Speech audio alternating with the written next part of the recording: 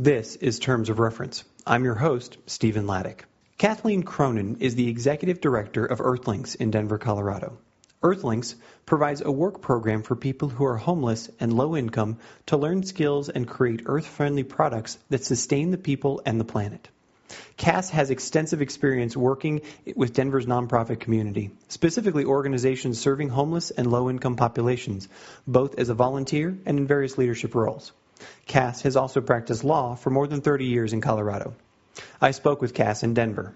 Cass, thank you very much for being on the show with us. I'm excited to have you with us. Let me start with this. We like to first learn about how you got to where you are. So how did you find your way to becoming the executive director of Earthlinks? I know that you started your career as an attorney, but how did you end up here? Well, I think through my education and my regular life, my non-professional life, I've always had an interest in social justice issues and done a lot of volunteer work, did a lot of volunteer work around homelessness issues in my community, which is in Denver, Colorado. And as an attorney, I also practiced in small firms or just on my own, so I didn't really have to work through large hierarchical structures. As having that opportunity, I also had a lot of opportunity to work with people that didn't have a lot of funds to hire me. And so I think that just through all of those different things, that kind of led me to an interest in the nonprofit sector in terms of moving on to that as a professional. Also, it helped to open up that opportunity as I had become pretty disaffected with the ability of the law to solve problems for people that were going through stresses. And so when our son committed suicide at age 19, that actually opened up an opportunity for me to think about things a little differently and helped to free up my decision-making and help me to move on towards the nonprofit sector. So I started as had the privilege of operating as the executive director of another nonprofit that works with homelessness here in Denver, and was there for about 3 years and left there in 2009 and have been with Earthlinks, who also works with the homeless population ever since.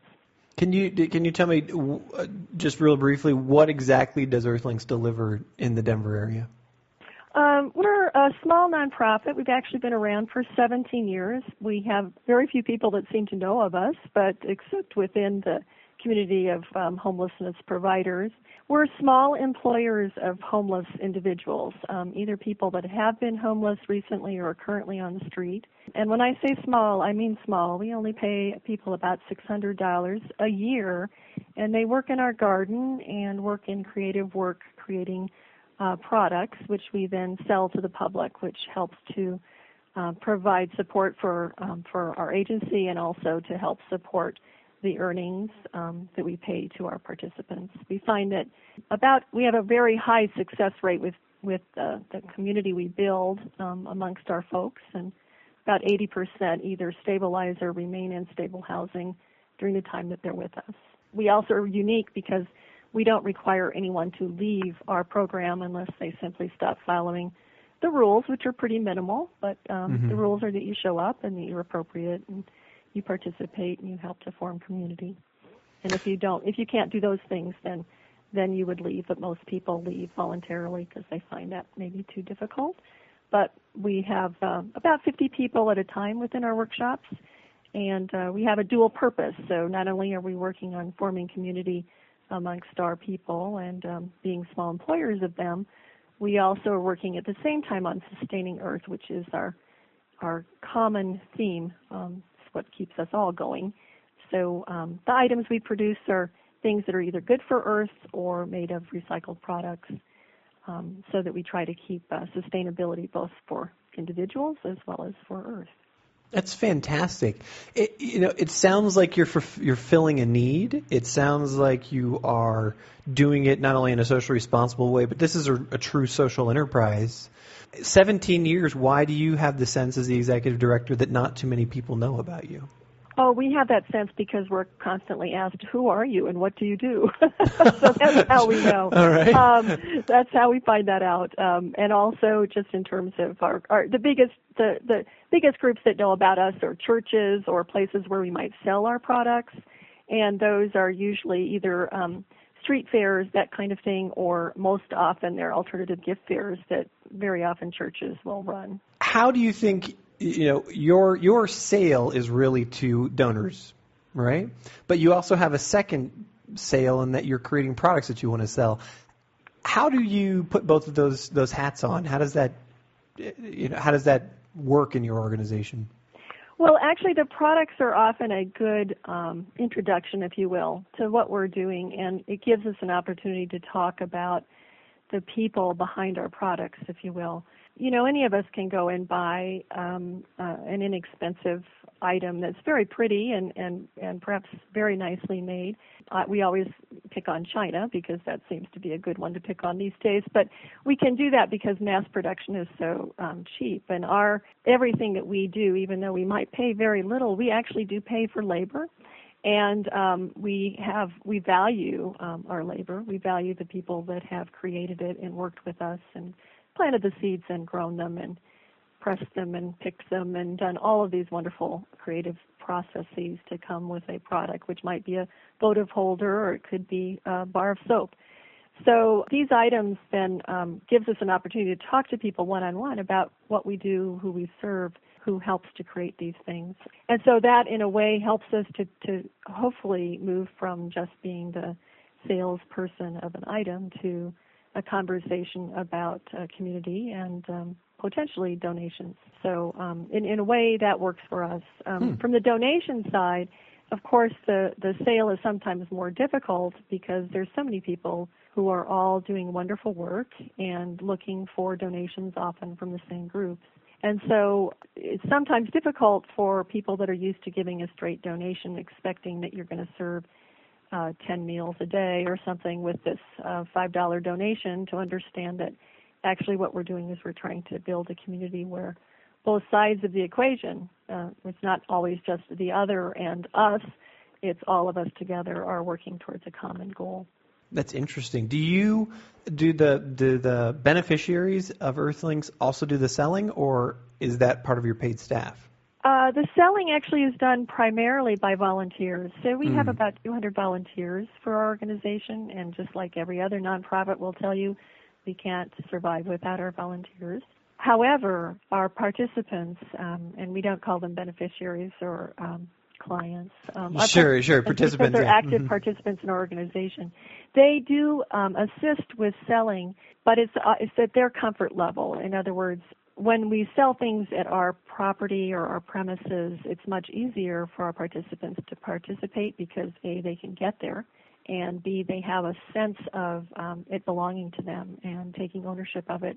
When we go to other locations, it can be difficult for people to get there, especially during the hours that we might be having a sale in the evening or on the weekends when we don't have as good a public transportation available. And the other piece of it is sometimes there's a bit of embarrassment attached. Participants might not want to explain that they are or were homeless, because actually when you look at people in our program, you might not know that. They look just like anyone else might look on the street. So because our society in the first world looks at homelessness as somehow being fault-driven, I think people are often shy about expressing that they might be the artist involved in creating a particular item. So we do have some of our participants do the selling, and others decline. It's not a requirement that they have to do that to be part of our community. Sort of as an aside, have you noticed that your participants have increased over the last 3 or 4 years? Well, we are maxed out at 50 at any given time due to our size, our physical size, and our funding and staffing abilities. So that stayed relatively constant. We've served somewhere around 70 people a year for the last several years because there is turnover. However, we have noticed a much larger increase in people requesting to get into the program. So we would easily turn away 100 to 200 people this year alone that will be asking to be served. We just don't have room for. Interesting. A common conversation is NGOs really need to be run more like a business. Do you have thoughts on that? Have you received that argument from either donors or other individuals you've worked with? Oh, certainly, yes. It's actually a common theme. You read about it all the time. I mean, I can't go on to LinkedIn, which I can barely do competently anyway, but without seeing some kind of a comment about how nonprofits need to be run more like businesses, and we can learn a lot from that sector. Yet nonprofits are really held to a much higher standard, I think, than general business. Business's normal job is to make a profit for their shareholders. Well, they're really counted not on what good they've done in the community or what problem they've solved. They are judged based on what dividend they've paid or how much their stock is currently worth. Nonprofits have a much different challenge. I mean, most nonprofits are looking to handle some of society's ills that perhaps we've created because of our business model. And so we're supposed to be acting like a business and somehow have a return on investment, which I guess is curing an illness or having a person that's homeless now be, and I love this one, a productive member of society as opposed to just a drain on society. Mm-hmm. And I think that that's just the wrong conversation. The conversation is that we are all in this together. We are all one species. We're all in the earth together. We're this one little tiny piece of the cosmos, and we can't be looking at making the other versus me all the time the conversation. We are in community, and we need to figure out how we're going to live in community. And if we don't figure that out, we are really going to be the end of our species. So I'm kind of going off here on a tangent, but I love it. That's great. But in terms of how nonprofits are judged, we're judged on what our outcomes. This is the new, to me, fairly new conversation. What our outcomes are, which are not our outputs, meaning it doesn't matter that we've had 70 people at Earthlinks that we've paid during the year. What matters is how many of those people are now fully employed. Well, I can tell you that there's probably one. Now, why would there only be one? Because most people that are in this situation come with a variety of challenges. And it's not one challenge that's going to solve it. It's not just education. I have MBAs sitting in my workshop during the week. Mm-hmm. It's not necessarily just health, although that is often, physical health is often a piece. There's the mental health challenges, which is universal. Everyone that's been in our program has suffered some sort of trauma. We respond to that in different ways. Some of us close ourselves off. Some of us reach out. Some of us can move on. But many of us that have that ability to be resilient have people behind us that are standing there and backing us up, people to rely on. If you don't have supportive community, you can't move forward, much less as the American society always likes to talk about it, moving upward. I don't know where we're moving upward to because we're all going to die, but we're somehow moving upward as opposed to moving together towards a common goal. Maybe that's justice. Maybe that's food for everyone. Maybe it's clean water. Maybe it's having a place to stay at night. You know, there's a myriad of problems, and it doesn't help to be picking things apart and not as being the Ayn Rand kind of idea of I'm self-made. So, really, we rely on each other constantly, and if we think we don't, we're out of our minds. But back to the how should we be looked at, the qualitative outcomes are not really what business is tested on. So we're supposed to operate as a business yet have outcomes that are not tested in the business model.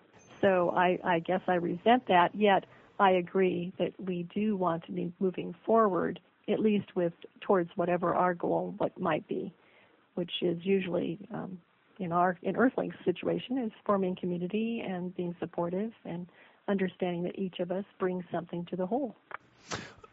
Take me to the next level of the community conversation. I think it'd be easy for people listening to this to understand local community within the Denver area. How far does that community stretch in your mind? Are you really focusing on sort of the immediate area around where Earthlinks is located, or does it go further? How far does your message reach? Where do the ripples go? Well, we never know how far the ripples go in reality. We specifically work fairly locally. So we're working on trying to find a sense of community among people that are very disenfranchised from so many things. I mean, I hate to overuse words, but people that come to Earthlinks very often start from a position of not feeling worthy, of anything. I know that's hard for those of us who have lived lives of privilege to understand, but really not seeing themselves as even having the value of being housed or having the value of being able to do something creative or understanding connection to earth or gardening or worms or bats or cats or whatever we might have going at that time. So the process for us is really we work on communicating, and we pay for this time. We work for a reflection. Usually it's a thoughtful comment or a poem or some ideas, and we discuss those before we start our day. And our day is only a few hours long because often folks that are with us, maybe the attention span may not be able to go longer than that. And even with that, sometimes there's the necessity of breaks. So we try to find something that every single person in our community can do and feel good about. We have one young man who works with us who cannot sit through 2 hours or sit still at all, really. And so, but he is excellent working in our compost. And so he's moving compost and knows exactly how to keep it maintained. And that is really what he brings to our community. So he's valued for his contribution. Mm-hmm. And then the way we try to include that, besides just our little story on our products and hoping people will buy them and give them as gifts, is that we also invite our local community in for conversation once a month. And it's usually some educational piece around urban homesteading or some earth sustainability issue like climate change or how to raise chickens and goats in the city or any of these kinds of conversations. And it's an opportunity for people to meet our participant community on an equal level, and sometimes even our participant community may be teaching one of those courses. So it's just kind of a great equalizer to see that we are really all part of the whole. We often talk about success. That's something that we're really good to, we're trained to talk about as we sell ourselves to the world, as we think about resumes, these kinds of things. And one of the most important interview questions that anybody faces is, when have you failed? And how did you recover from it? Is there a time when you've failed as the director of Earthlinks? And if that's true, how did you recover from it? Or how would you recover from it when that happens? I'm sure I fail pretty much every day as the director of Earthlinks. I'm sure that there is many things that could be done better or more compassionately on a regular basis.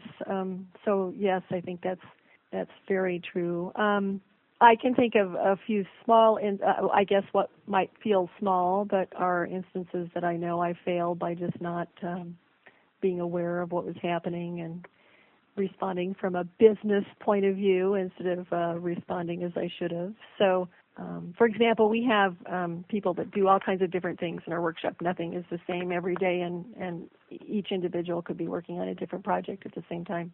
And so one of our projects has been jewelry. We've created some jewelry out of gourds, which is a gourd is sort of like a squash that we grow and then dry for a year and then go through this horrible process of cleaning it out and letting it mold and then trying to create it into some sort of decorative item. And so we thought that perhaps gourd jewelry, because it's very lightweight for ladies, they would like that for earrings. And so we have a wonderful creative person in our community, and she loves to work on the jewelry. However, the jewelry hasn't been selling. So I had mentioned to our program staff that, we really needed to not be working on jewelry anymore because we don't need to build up that inventory because we're not selling. Nice business point of view there. Mm-hmm. And so we should really be working on something else that we can figure out that will sell. And sometimes that's a movable thing. But so I was kind of grumping about not having the numbers, sales are down. Blah. I walked through the workshop, and trust me, we're in a 2,000 square foot place, and half of it's the workshop, and I'm in a closet, and everybody else is in one big room as an office and store and storage and woodworking shop. It's pretty challenging anyway. But so I walked through the workshop, and I see this woman who's really delightful, and she's working on this jewelry. And so, of course, instead of doing what I should have done, which was to go ask what was going on, I stopped at the table. I said, "Hey, this isn't selling. We got to stop doing this." And we're not doing this anymore. And so, she's like appalled and upset and walks out and has to have a cigarette. Probably didn't come back for 2 weeks, but fortunately did. She actually now serves on our board. But anyway, it was very hurtful because this was very much something she was creating and working on, and meant a lot to her. And I come out with the absolute wrong way of approaching it and hurt her feelings. So how did I respond to that? I just said I'm sorry. You mentioned several times about how important your volunteer community is. Do you have any stories or any insights into how those people have evolved or changed, your volunteers, as they've worked with your participants or as they've worked in this area? I think for some, there's some really interesting positive changes, and for others, there have been the fact that they were there and having the conversation really made no difference. So, yes, we do have some stories of folks that have come and are very surprised usually that, there's a lot of fear. There's always a lot of fear in dealing with someone, and we're going to call them someone that doesn't have the same privileges the next person. Mm-hmm. Sometimes we call them at risk, or sometimes it's someone that's ill or whatever. There's fear about that, and I think some of that is that we're afraid we're going to catch it. What does that mean? Or are they really crazy? Or, is something going to happen to me? And once you have the personal connection with an individual that's in that situation, maybe sometimes it's been bad decisions, maybe not. I've made a lot of bad decisions, but I've managed to recover from them because I've got a lot of support behind me and a lot of good luck. Others don't have those same opportunities. So I think once a volunteer has the opportunity to come in and understand that, this could be my grandmother, or this could be my Uncle Pete. It just doesn't happen to be. Or this could be me. Mm-hmm. Then I think it shifts the perception, and then we start looking at each other as equals and not as different. But we certainly have had people that have wanted to come in. There's a lot of interest in working with Earth and with the garden.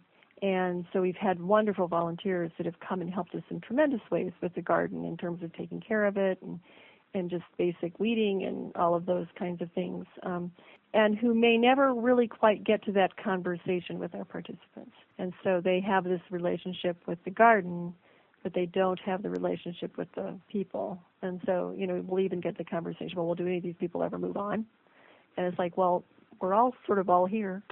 Mm-hmm. Move on to where? Mm-hmm. There's not a place to move on to. So what do you want that to look like? And so we've had both sides of that. Our volunteer community that sells our products are amazing. Unfortunately, many of them don't have the opportunity to come into our place of business because they're volunteering for us on the weekends and they're working during the week. But many do, and once they're hooked, they're hooked. So that's a nice thing for us. Absolutely. Last question. From your experience, either at Earthlinks or in other, in your other nonprofit endeavors, what's that piece of advice that you'd give about how to create this empathy, how to create this worldview where we are all a part of this community, or is that possible? First, sure, I can talk forever. Doesn't mean it means anything. First of all, I think the first lesson I would always say is to keep your mouth shut, to listen and learn, to try to learn from the others that have been there before you and have a sense of what's worked and what hasn't worked, but not to put aside your very possible and probable great ideas. But I do think it's helpful to listen and learn first. In terms of managing, which is a word I don't really like, but working hopefully collaboratively among the team of folks that you are working with, I think it's wonderful to be able to open up things and have conversation around problems and possible solutions. When I first came to Earthlinks, I was amazed at how important the process of coming to a decision was as opposed to coming to a decision, because I have a big J in my personality, which stands for judgmental. And so I was sort of like, can't we just get to a resolution here? Can't we just get to a solution?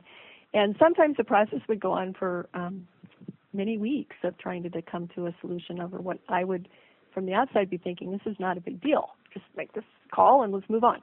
And I've since come to value the process. So I do think sometimes that the consensual process, coming to consensus and collaboration, may be more important for us long-term than coming to the decision.